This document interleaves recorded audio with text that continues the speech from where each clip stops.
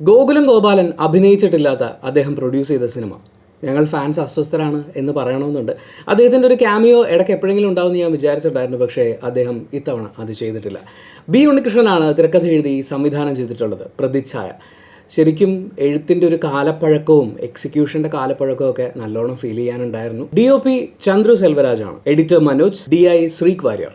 അവരെ കൊണ്ട് പറ്റുന്നതിൻ്റെ മാക്സിമം ഈ സിനിമയ്ക്ക് വേണ്ടിയിട്ട് ചെയ്യാൻ ശ്രമിക്കുന്നുണ്ട്. വിഷ്വലി ചില സ്ഥലത്ത് ഞാനിങ്ങനെ ഫ്രെയിമൊക്കെ നോക്കിയിരിക്കുന്നു, അതിൻ്റെ ലൈറ്റ് അറേഞ്ച്മെൻ്റ് ഒക്കെ പക്ഷേ ഇടയ്ക്ക് എവിടെയൊക്കെയോ പ്രശ്നം, എന്നാലും പക്ഷേ വിഷ്വൽ കൊള്ളാമായിരുന്നു. Music Justin വർഗീസാണ്.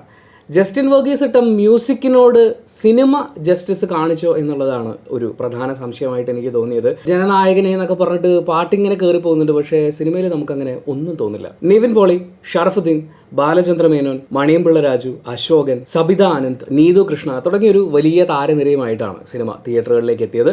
നമുക്ക് പതിവ് പോലെ പോസിറ്റീവ്സിൽ നിന്ന് ആരംഭിക്കാം. എൻ്റെ ചെറിയ അഭിപ്രായം എന്താണ് എന്നുള്ളത് ഇതോടുകൂടി നിങ്ങൾക്ക് മനസ്സിലായിട്ടുണ്ടാവുമെന്ന് വിചാരിക്കുന്നു. ഇനി നമുക്ക് കുറച്ച് പരത്തി പറയാനാണുള്ളത്. സിനിമയുടെ പോസിറ്റീവ്സിനെ കുറിച്ച് പറയാനാണെങ്കിൽ ഒന്നാമത്തെ പോസിറ്റീവായിട്ട് ഞാൻ പറയുക ഷറഫുദ്ദീനെയാണ്. കാരണം ഷറഫുദ്ദീൻ ഇപ്പോൾ ഈ സിനിമയിൽ നിവിൻ പോളിക്ക് പകരം അതിനകത്ത് മോഹൻലാലോ മമ്മൂട്ടിയോ ആണ് നായകൻ എന്ന് പറഞ്ഞാലും ഷറഫുദ്ദീൻ ആ ക്യാരക്ടറായിട്ട് അങ്ങനെ നിൽപ്പുണ്ട്. അയാൾ ഭയങ്കര സ്റ്റൈലായിരുന്നു കാണാൻ വേണ്ടിയിട്ട്. ആ പറയുന്ന ഒരു കോർപ്പറേറ്റ് ഭീകരതയൊക്കെ ഉണ്ടല്ലോ, ആ എലമെൻറ്റ്സ് എല്ലാം ഷറഫുദ്ദീനിലുണ്ട്. അയാൾ അത് ക്യാരി ചെയ്യുന്നുണ്ട്. അങ്ങേരുടെ ഒരു സ്റ്റൈലും സ്വാഗും നടപ്പും എല്ലാം അടിപൊളിയായിരുന്നു. പക്ഷേ സ്റ്റൈലും സ്വാഗും നടപ്പും മാത്രമായിട്ട് ആ കഥാപാത്രത്തിനെ നിങ്ങളങ്ങ് ഒതുക്കി കളഞ്ഞില്ലേ എന്നാണ് ചോദിക്കാൻ തോന്നിപ്പോകുന്നത്. ചില സമയത്ത് ഞാൻ വെയിറ്റ് ചെയ്യായിരുന്നു, ഷറഫുദ്ദീൻ വരുമായിരിക്കും, അപ്പോൾ എന്തെങ്കിലും ഒരു പഞ്ച് ഡയലോഗും ഒരു സീക്വൻസൊക്കെ ആയിട്ട് അങ്ങനെ എലിവേറ്റ് ആവുമെന്ന്. നിവിൻ പോളിയുടെ സ്റ്റാർഡത്തിന് ഉപയോഗിച്ചിട്ടുണ്ടോ എന്ന് ചോദിച്ചു കഴിഞ്ഞാൽ ഈ സിനിമ സെല്ല് ചെയ്യാൻ വേണ്ടി അവർ ഉപയോഗിച്ചിട്ടുണ്ടാകും. പക്ഷേ ഈ സിനിമയിൽ ആ ക്യാരക്ടറിനെ ഒന്ന് വേറെ ലെവലിലേക്ക് കൊണ്ടുവരാൻ വേണ്ടിയിട്ടുള്ളത് അത് നിവിൻ പോളിയുടെ ഭാഗത്ത് നിന്ന് ഡെലിവർ ആവുന്നതായിട്ടും എനിക്ക് തോന്നിയിട്ടില്ല. സിനിമ നിവിൻ പോളിയിൽ നിന്ന് ആവശ്യപ്പെടുന്നതായിട്ടും തോന്നിയിട്ടില്ല. ബാലേന്ദ്ര മേനോൻ നൈസായിരുന്നു എന്ന് വെച്ചാൽ അങ്ങനെ ആ ഒരു ഫസ്റ്റ് ഹാഫ് മുഴുവൻ ഇങ്ങനെ നിറഞ്ഞു നിൽക്കുന്നത് ബാലേന്ദ്ര മേനോൻ്റെ ആ ഒരു പൊളിറ്റീഷ്യൻ ഇമേജാണ്. അപ്പം അച്ഛൻ 100% നീതിമാൻ അല്ലെങ്കിലും ഞാൻ ചിലതൊക്കെ നല്ലത് ചെയ്യാറുണ്ട് എന്ന് പറയുന്ന ആ രണ്ട് ഫേസസ് ഉണ്ടല്ലോ, അതിനെ രണ്ടിനെ, അതായത് ഭയങ്കര കണ്ണിങ് ആയിട്ടുള്ളൊരു പൊളിറ്റീഷ്യനെയും അതേപോലെ ഭയങ്കരമായിട്ട് ആളുകൾ അടുത്തിടപഴകുന്ന ഉമ്മൻചാണ്ടി അല്ല ഈ കഥാപാത്രം എന്ന് പറയുമ്പോഴും ഉമ്മൻചാണ്ടിയുടെ ഒരു പൊളിറ്റിക്കൽ കരിയറിൽ അദ്ദേഹം ചെയ്തിട്ടുള്ള കാര്യങ്ങളൊക്കെ തന്നെയാണ്, അല്ലെങ്കിൽ അദ്ദേഹത്തിൻ്റെ ഭരണകാലത്തുണ്ടായിട്ടുള്ള വിവാദങ്ങളൊക്കെയാണ് ഇതിൽ പ്രധാനമായിട്ടും അവർ ഉപയോഗിച്ചിട്ടുള്ളത്. അപ്പം ആ ക്യാരക്ടറിൻ്റെ ഒരു കണ്ണിങ് സ്വഭാവവും അതേസമയം പ്രിയപ്പെട്ടവനായിട്ടുള്ള നേതാവ് എന്ന് പറയുന്ന ഇമേജിനെയും ബാലേന്ദ്ര മേനോൻ ഗംഭീരമായിട്ട് സ്ക്രീനിലേക്ക് കൊണ്ടുവരുന്നുണ്ടായിരുന്നു. സ്ത്രീ കഥാപാത്രങ്ങൾക്കും ചിലതൊക്കെ എന്ന് വെച്ചാൽ അത്രയും പവർഫുൾ ആയിട്ടുള്ള ആർട്ടിസ്റ്റുകളൊക്കെയാണ് ചെയ്തിട്ടുള്ളത്. നീതു കൃഷ്ണൻ എനിക്കൊന്ന് പുതുമുഖമാണ്, പക്ഷേ അവർ ആ ഉള്ള സമയത്ത് 1-2 ഡയലോഗ്, ഈ പാർട്ട്ണർഷിപ്പിനെ ബേസ് ചെയ്ത 1-2 ഡയലോഗാണ് അവർക്ക് പറയാനുള്ളത്. പക്ഷേ ഉള്ളത് അവർ നീറ്റായിട്ട് ഡെലിവർ ചെയ്തിട്ടുണ്ട്. പക്ഷേ അതിനെ ഒന്ന് ടാപ്പ് ചെയ്യാനുള്ളതൊന്നും സിനിമയിൽ ഇല്ലായിരുന്നു. ഈ ചില ഡയലോഗ് പറയുന്ന സമയത്ത് ഈ ഡയലോഗ് എന്തിനാണ് ഇവരിവിടെ പറയുന്നത്, അല്ലെങ്കിൽ ഈ ചോദ്യം ചോദിച്ചിട്ട് എന്നാൽ ഇവർക്ക് ബാക്കിയും കൂടി പറഞ്ഞൂടെ, ഈ ഒരൊറ്റ ഡയലോഗ് പറയാൻ വേണ്ടിയിട്ടാണ് ഇവർ വണ്ടിയും വിളിച്ച് ഇവിടം വരെ വന്നത് എന്നൊക്കെ ചോദിക്കാൻ തോന്നിപ്പോകുന്നത് പോലെ എഴുതി ഉണ്ടാക്കിയിട്ടുണ്ടായിരുന്നു. പക്ഷേ ആസ് എ പെർഫോമർ നമ്മൾ നോക്കുമ്പോൾ അവരാണെങ്കിലും സബിത ആനന്ദ് ഇത്രയും സീനിയർ ആയിട്ടുള്ള ആർട്ടിസ്റ്റാണ്, അവരും ഒറ്റ സീക്വൻസിലൊക്കെയാണ് അവരുടെ ഒരു പവർ പുറത്തേക്ക് വരുന്നത്. അത് നന്നായിട്ട് ചെയ്തിട്ടുണ്ട്. രണ്ടാമത്തെ പോസിറ്റീവ് ഇതിൽ ബാലേന്ദ്ര മേനോൻ അവതരിപ്പിച്ചിരിക്കുന്ന കഥാപാത്രത്തിൻ്റെ പൊളിറ്റീഷ്യൻ എന്ന് പറയുന്നത് നമ്മൾ പുറമേ കാണുന്നത് എത്ര നീതിമാനാണെന്ന് പറഞ്ഞാലും 100% നീതിമാനല്ല എന്നുള്ള നമ്മൾ ആ പ്രതിച്ഛായ എന്ന് പറയുന്ന സിനിമയുടെ എക്സ്പെക്റ്റേഷൻസ് ചെയ്തപ്പോൾ ഒരു ലൈവ് പോയിട്ടുണ്ടായിരുന്നു. അതിൽ ഞാൻ പറഞ്ഞതാണ്, പ്രതി എന്നുള്ളത് വളരെ നമുക്ക് കൃത്യമായിട്ട് കാണാൻ പറ്റുന്ന രീതിയിലും ഛായ എന്നുള്ളത് ഇങ്ങനെ മങ്ങി വരുന്നൊരു രീതിയിലൊക്കെയാണ്. അപ്പോൾ ഒരു പ്രതിനായകത്വം എപ്പോഴും ഈ നായകനായി നമ്മൾ കാണുന്നൊരു പൊളിറ്റീഷ്യൻ്റെ ഉള്ളിൽ ഉണ്ടാവും എന്ന് പറയുന്ന ആ ഒരു എലമെൻറ്റിനെ അവർ വിട്ട് കളഞ്ഞിട്ടില്ല. അത് സിനിമയിലുടനീളം ക്യാരി ചെയ്തിട്ടുണ്ട്. പിന്നെ കുറേ ആളുകൾ ഇത് പൊളിറ്റിക്കൽ അജണ്ടയാണോ പ്രൊപ്പഗാൻഡയാണോ എന്നുള്ള ചോദ്യങ്ങളൊക്കെ ഉണ്ടായിരുന്നു. കാരണം ഉമ്മൻചാണ്ടിയുടെ ജീവിതത്തിൽ സംഭവിച്ചിട്ടുള്ള അദ്ദേഹത്തിൻ്റെ പൊളിറ്റിക്കൽ കരിയറിൽ അദ്ദേഹം മുഖ്യമന്ത്രിയായിരുന്ന സംഭവങ്ങളൊക്കെ കാണിക്കുന്ന സമയത്ത് ഇത് അദ്ദേഹത്തിനെ ഒന്ന് പ്രൂവ് ചെയ്യാൻ വേണ്ടിയിട്ടുള്ളൊരു സിനിമയാണോ എന്ന്. പക്ഷേ ആ ആംഗിളിൽ നമ്മൾ നോക്കുകയാണെങ്കിൽ ഉമ്മൻചാണ്ടിയെ അത്ര പോസിറ്റീവായിട്ടല്ലല്ലോ അവതരിപ്പിച്ചിരിക്കുന്നത് എന്നുള്ള തോന്നലാണ് നമുക്ക് ഉണ്ടാവുക. മൂന്നാമത്തെ പോസിറ്റീവ് ഈ കോർപ്പറേറ്റ്സിൻ്റെ കടന്നുവരവ്, അത് ഉണ്ടാക്കാൻ പോകുന്ന ചില കാര്യങ്ങൾ, അതുകൊണ്ടുള്ള ബുദ്ധിമുട്ടുകൾ, പ്രശ്നങ്ങൾ, ആ ഒരു രീതിയിൽ സിനിമ വിഷയത്തിനെ കൈകാര്യം ചെയ്യാൻ നോക്കിയിട്ടുണ്ട്. പക്ഷേ ഇറ്റ്സ് ടു ഓൾഡ്, കുറച്ച് പഴകിയ വിഷയമാണ്, എന്നാലും ഇപ്പോഴും അത് വാലിഡാണ്. ഇനി നെഗറ്റീവ്സിലേക്ക് കിടക്കാനാണെങ്കിൽ ഒന്നാമത്തെ നെഗറ്റീവായിട്ട് എനിക്ക് തോന്നിയത് ഇവരിത് ഫാമിലി പൊളിറ്റിക്കൽ എന്നൊക്കെ പറഞ്ഞിട്ട് ആ ഒരു രീതിയിലാണ് മാർക്കറ്റ് ചെയ്തിട്ടുള്ളത്. ഈ ഫാമിലിയെ കൊണ്ടുവന്നിട്ട് വലിച്ച്, അതായത് സിനിമയുടെ ഫസ്റ്റ് ഹാഫിൽ മുഴുവൻ അച്ഛൻ മകൻ പാസമാണ്, സെക്കൻഡ് ഹാഫിൽ ആ പാസത്തിൻ്റെ പുറത്ത് ചെയ്യുന്നതാണ്. ഇതിനിടയിൽ അമ്മ വരുന്നു, ഭാര്യ വരുന്നു, ഭാര്യ ഇടക്കിടക്ക് വന്നിട്ട് പാർട്ട്ണർഷിപ്പ് എന്ന് പറഞ്ഞാൽ എന്താണെന്നറിയോ എന്ന് പറഞ്ഞാൽ 1-2 ഡയലോഗ് പറഞ്ഞിട്ട് പോവാണ്. ഇങ്ങനെ ഈ ഫാമിലി എലമെൻറ്റ്സ് കുത്തിക്കയറ്റിയിട്ട് ഇതിങ്ങനെ ഡ്രാഗ് ചെയ്യുന്നതായിട്ട് തോന്നി. ഭയങ്കര വലിച്ചിൽ സിനിമയിലുടനീളം എനിക്ക് ഫീൽ ചെയ്യുന്നുണ്ടായിരുന്നു. ഇത്രയും പറയാനാണോ നിങ്ങൾ ഇത്രയും സമയമെടുത്തു? ശരിക്കും ഫസ്റ്റ് ഹാഫ് കഴിയുമ്പോൾ നമുക്ക് പ്രെഡിക്റ്റ് ചെയ്യാൻ പറ്റുന്ന, അതായത് ട്രെയിലർ കണ്ടിട്ടുള്ള ഏതൊരാൾക്കും പ്രെഡിക്റ്റ് ചെയ്യാൻ പറ്റുന്ന കാര്യമേ ഫസ്റ്റ് ഹാഫിൽ മുഴുവനായിട്ട് സംഭവിക്കുന്നുള്ളൂ. അവിടെ ഒരു ഇമോഷണൽ കണക്റ്റും ബിൽഡ് ചെയ്യുന്നില്ല.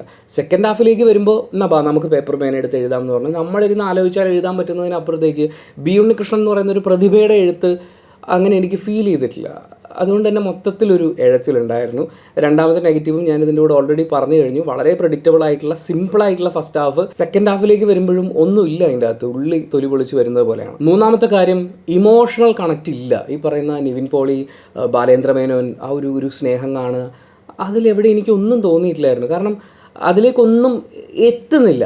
ഇടയ്ക്കിടയ്ക്ക് ഇങ്ങനെ മോനെ കാണുമ്പോൾ അച്ഛൻ നീ ഉണ്ടെങ്കിൽ എനിക്ക് സൂപ്പർ, നീ ഉണ്ടെങ്കിൽ എനിക്ക് സൂപ്പർ എന്ന് പറയുന്നതിനപ്പുറത്തേക്ക് ഒരു ഇമോഷണൽ കണക്റ്റും ഈ അമ്മയാണെങ്കിലും ഭാര്യ ഭർത്താക്കന്മാർ അവരുടെ പ്രണയം, അതിനകത്ത് കുറച്ച് ഇൻ്റർ പൊളിറ്റിക്കൽ പരിപാടികളൊക്കെ കൊണ്ടുവന്നിട്ടുണ്ട്. പക്ഷേ ആ ഒരു സാധനമില്ല അതിൻ്റെ അകത്ത്. പിന്നെ ട്വിസ്റ്റിംഗ് എലമെൻറ്റ്സ് ഇങ്ങനത്തെ ഒരു സിനിമയിൽ നമ്മൾ പ്രതീക്ഷിക്കുന്ന കാര്യങ്ങളൊക്കെ ആണല്ലോ. അവസാന നിമിഷമാകുമ്പോൾ നായകൻ ജിജിലാപ്പി ഒരു ഐറ്റമൊക്കെ ആയിട്ട് വരുന്നു എന്ന് പറയുന്ന അവിടെ ഒന്നും ഒരു ത്രില്ലും ഫീൽ ചെയ്തില്ല. ഈ സിനിമ ഒരു 8 കൊല്ലം മുമ്പ് ഇറക്കിയിരുന്നെങ്കിൽ ഇതിൽ കാണിച്ചിട്ടുള്ള പല കാര്യങ്ങൾക്കും വളരെയധികം പൊളിറ്റിക്കൽ റെലവൻസ് ഉണ്ടാകുമായിരുന്നു.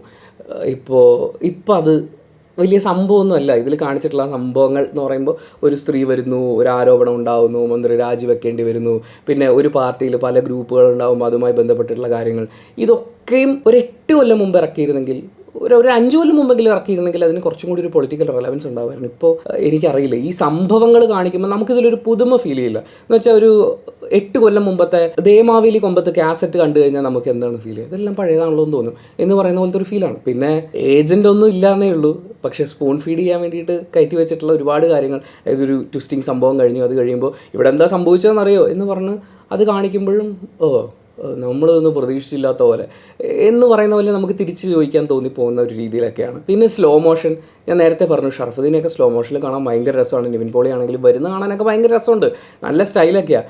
പക്ഷേ ഒരുപാട് സ്ലോ മോഷൻ ഉണ്ട്. ഇവർ സ്ലോ മോഷനിൽ വരുന്ന സീക്വൻസുകൾ ചുമ്മാ കട്ട് ചെയ്ത് കളഞ്ഞാൽ വലിയ ഇമ്പ്രസീവ് അല്ലാതെ തോന്നിയിട്ടുള്ള ഇമോഷണൽ കണക്റ്റ് ഇല്ലാത്ത പാട്ടുകളും അങ്ങനത്തെ കുറച്ച് കാര്യങ്ങളൊക്കെ എടുത്തു കളഞ്ഞാൽ സിനിമയുടെ ലെങ്ത്ത് ഭയങ്കരമായിട്ട് കുറയ്ക്കാൻ പറ്റുമായിരുന്നു. എന്തായാലും സിനിമ സർട്ടിഫൈഡ് ആണ്. ഇതിനകത്ത് വളരെ മോശം തെറി പദപ്രയോഗങ്ങളോ അല്ലെങ്കിൽ ഡബിൾ മീനിങ് കോമഡികളോ ഒന്നും അങ്ങനെ ഇല്ല. നമുക്ക് കുട്ടികളുമായിട്ടാണെങ്കിലും പോയി കാണാവുന്നേ ഉള്ളൂ. പക്ഷേ പിള്ളേർ ചോദിക്കും ഇതിനെന്താ എന്നൊക്കെ ചോദിക്കും. അവർക്ക് നമ്മൾ പറഞ്ഞു കൊടുക്കണമെങ്കിൽ നമ്മളൊരു 8 കൊല്ലം മുമ്പത്തെ പല സംഭവങ്ങൾ ഓർത്തെടുക്കേണ്ടതായിട്ട് വരും. അപ്പോൾ സർട്ടിഫിക്കേഷനിൽ കുഴപ്പമില്ല, പക്ഷേ ഈ ലെങ്ത് ഉണ്ടല്ലോ ഇത് ഒരുപാട് കുറയ്ക്കാമായിരുന്നു. അല്ലെങ്കിൽ ഇമോഷണൽ കണക്റ്റും ഇവർ ഈ പല കാര്യങ്ങളും ചെയ്യുന്ന സമയത്ത് എൻ്റെ മോനെ ഇതൊക്കെ എങ്ങനെ ആലോചിച്ച് എന്ന് നമുക്ക് ചോദിക്കാൻ തോന്നിപ്പോകുന്ന പോലത്തെ എന്തെങ്കിലും വേണമായിരുന്നു. ഈ പറയുന്നതൊന്നും തന്നെ വർക്കാവാതെ പോയ എന്നെ സംബന്ധിച്ച് അങ്ങനെ ഇരുന്ന് കണ്ടു, പക്ഷെ മടുത്ത് വെറുത്ത് ഇറങ്ങിപ്പോകാൻ തോന്നുന്ന അങ്ങനത്തെ ഒരു ഫീലൊന്നുമല്ല ഞാൻ പറയുന്നത്. പക്ഷെ ഒന്നുമില്ല, ഇങ്ങനെ നീണ്ടുപോകുന്ന പോലത്തെ ഒരു അനുഭവമായിരുന്നു. എന്നെ സംബന്ധിച്ച് ഒരു ആവറേജിന് താഴെ നിൽക്കുന്ന, വേണമെങ്കിൽ ഒന്ന് കണ്ടു നോക്കാവുന്ന ഒരു സിനിമ എന്നതിനപ്പുറത്തേക്ക് എന്നിലൊന്നും അവശേഷിപ്പിക്കാതെ പോയൊരു സിനിമയാണ് പ്രതിച്ഛായ. ഇതിൽ ആരുടെയെങ്കിലും പ്രതിച്ഛായ കുറച്ചും കൂടി ഗംഭീരമായിട്ട് മനസ്സിൽ പതിയുന്നത് പോലത്തെ ഒരു എഫേർട്ട് നമുക്ക് ഫീൽ ചെയ്യാനുണ്ടോ എന്ന് ചോദിച്ചു കഴിഞ്ഞാൽ അതുമില്ല. പക്ഷേ ഞാൻ ഈ പറഞ്ഞത് മുഴുവൻ എൻ്റെ പേഴ്സണൽ ഒപ്പീനിയനാണ്. സിനിമ എന്ന് പറഞ്ഞാൽ ഓരോരുത്തർക്കും ഡിഫറൻ്റ് ആണ്. ഓരോ സിനിമയും തിയേറ്ററിൽ കണ്ട് വിലയിരുത്തപ്പെടേണ്ടതാണ്. ഈ സിനിമയും അത് അർഹിക്കുന്നുണ്ട്. അങ്ങനെ ഈ സിനിമ നിങ്ങൾ തിയേറ്റർ കണ്ടിട്ടുള്ള ഒരാളാണെങ്കിൽ നിങ്ങളുടെ അഭിപ്രായങ്ങൾ കമൻറ്റ് ബോക്സിൽ രേഖപ്പെടുത്തുക. കമൻറ്റ് ബോക്സും കൂടി വായിച്ചിട്ട് സിനിമയ്ക്ക് പോകണോ വേണ്ടിയോ തീരുമാനമെടുക്കാൻ കാത്തിരിക്കുന്ന കുറേ ആളുകളുണ്ട്. അവർക്കതൊരു വലിയ സഹായമായിരിക്കും. അപ്പോൾ thank you so much. Video ഇഷ്ടപ്പെട്ടാൽ മാത്രം ലൈക്ക് ചെയ്യുക, ഇഷ്ടപ്പെട്ടിട്ടില്ലെങ്കിൽ എന്തുകൊണ്ട് ഇഷ്ടപ്പെട്ടില്ല എന്ന് കമൻറ്റ് ചെയ്യുക. ചാനൽ സബ്സ്ക്രൈബ് ചെയ്യുന്ന കാര്യവും ഹൈപ്പ് ചെയ്യുന്ന കാര്യവും പരിഗണിക്കുക.